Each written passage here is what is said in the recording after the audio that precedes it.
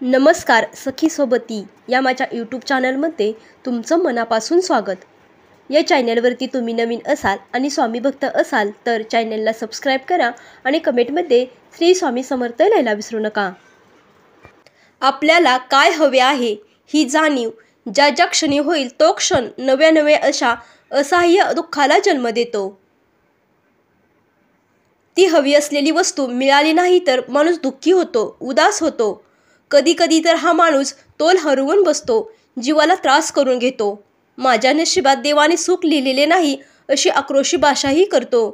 जणू काही आयुष्य संपुष्टात आले आहे असे वाटू लागते।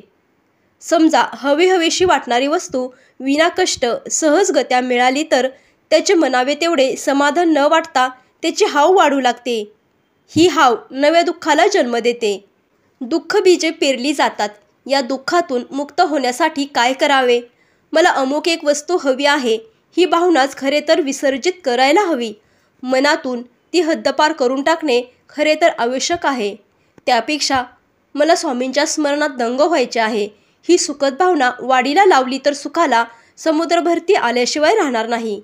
स्वामीच माझे हवे नको ते पाहतील ही भावना वाढीला लावून स्वामीवर भार टाकणे खरे तर मानवी आयुष्यात सर्वोत्तम। कारण स्वामीच आपला योगक्षम पाहतील ही भावना दृढ करून स्वामींच्या नामात आपले मन अखंड गर्क झाले पाहिजे। तर स्वामी आपली सर्व काळजी घेतात हा कित्येक स्वामी भक्तांचा प्रत्यक्ष अनुभव आहे।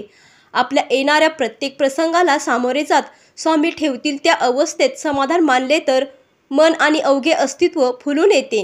ही समाधानी वृत्ती वाढीस लागली की सर्वत्र स्वामींचे दर्शन घडू लागते। कशाचीही स्वप्नातसुद्धा अपेक्षा न बाळगता आपल्यापाशी जे जे आहे ते सर्व देऊन टाकण्यातच खरे सुख आहे। हे ज्ञान आपल्याला फक्त स्वामीच देतात, म्हणून आपण स्वामी नामातच गर्क राहायला हवे। देहबुद्धीने वाढणारा अहंकार नष्ट करण्याची प्रक्रिया एकदा का सुरू झाली की नामात किती दुःख दाटलेले आहे याचा साक्षात्कार घडतो। मीपणा संपला की स्वामींचा साक्षात्कार निश्चित घडतो। म्हणून माझ्या प्राणप्रिय स्वामी भक्तांनो, फक्त स्वामींच्या नामस्मरणात राहा, त्या सुखाची अमृतसव चाखा। व्हिडिओ आवडला असेल तर व्हिडिओला लाईक करा, शेअर करा आणि चॅनलला सबस्क्राईब करा। धन्यवाद। श्री स्वामी समर्थ। जय जय स्वामी समर्थ।